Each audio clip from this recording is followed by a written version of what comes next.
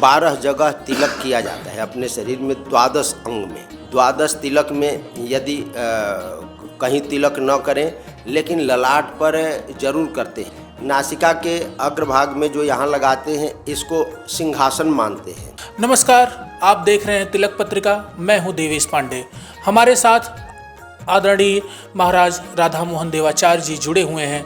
हम आज इनसे जानेंगे कि आखिर सनातनियों को तिलक क्यों लगाना चाहिए, तिलक का क्या महत्व है। सिर्फ हम इनसे तिलक पर बात करेंगे, तिलक कैसा हो, किस प्रकार से लगाएं, किस पदार्थ का लगाएं, किस कलर में लगाएं, उसकी लंबाई कितनी होनी चाहिए, ये सारी बातें आज हम गुरुदेव से जानने का प्रयास करेंगे। जी देखिए, जहाँ तक तिलक का प्रश्न है तो भिन्न भिन्न संप्रदायों में भिन्न भिन्न तिलक की परंपरा है। जैसे हमारे निम्बार्क संप्रदाय में ये जो तिलक दिखाई पड़ रहा है ये ऐसी परंपरा है। गौड़ीय संप्रदाय में भिन्न है, रामानंद संप्रदाय में भिन्न है, और इन संप्रदायों में भी कई तरह की टीकाओं का, तिलक का प्रचलन है। वैसे बहुधा 12 जगह तिलक किया जाता है अपने शरीर में, 12 अंग में, 12 तिलक कहा जाता है।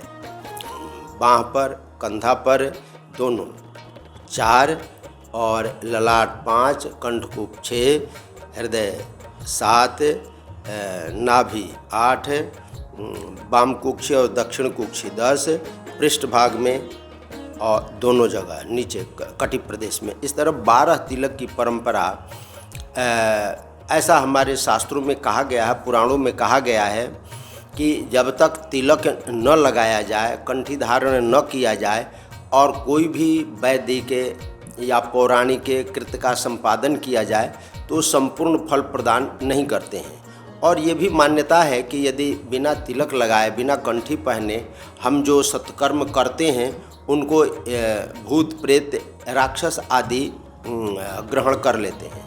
इसलिए तिलक की परंपरा सदैव से चली आ रही है। और हमारे महापुरुष लोग ये कहते हैं कि अपने शरीर में मुख्य रूप से 6 चक्र माने गए हैं। ललाट पर हम लोग इसलिए करते हैं कि ललाट पर आज्ञा चक्र स्थित है, जिसको हृदय भी बोला जाता है।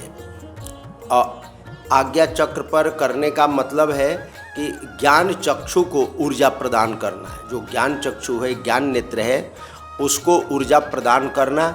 इसलिए हमारे सबके सब महापुरुष 12 तिलक में यदि कहीं तिलक न करें लेकिन ललाट पर जरूर करते हैं। चंदन इत्यादि का विधान इसलिए किया गया कि चंदन शीतल होता है। शीतल होने के कारण जो आज्ञा चक्र है, ध्यान आदि करते हैं, जप आदि करते हैं, तो ये त्राटक होने की संभावना ज़्यादा रहती है और त्राटक से गर्मी बढ़ती है। उस गर्मी के शमन के लिए ही ये हमारे प्राचीन ऋषियों ने, महर्षियों ने चंदन के तिलक का लेप करने का, तिलक लगाने का ये एक विधा अपनाया है।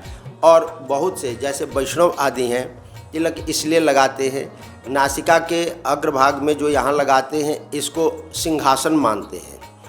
और ये दोनों तरफ तिलक लगाते हैं, वो दीवार खींचते हैं।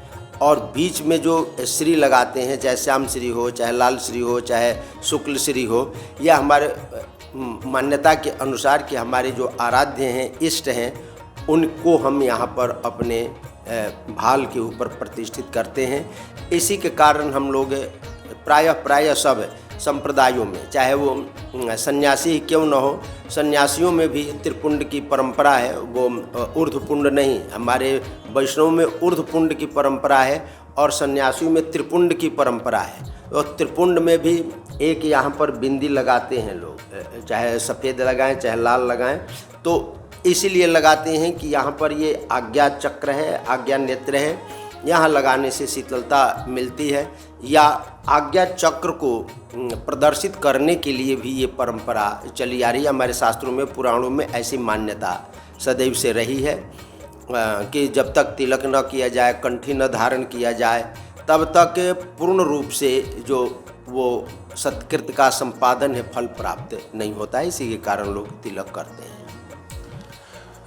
तिलक पत्रिका चैनल महाराज राधा मोहन देवाचार्य जी का हार्दिक आभार प्रकट करता है कि उन्होंने चैनल पर जुड़ करके इतनी महत्वपूर्ण जानकारी साझा की।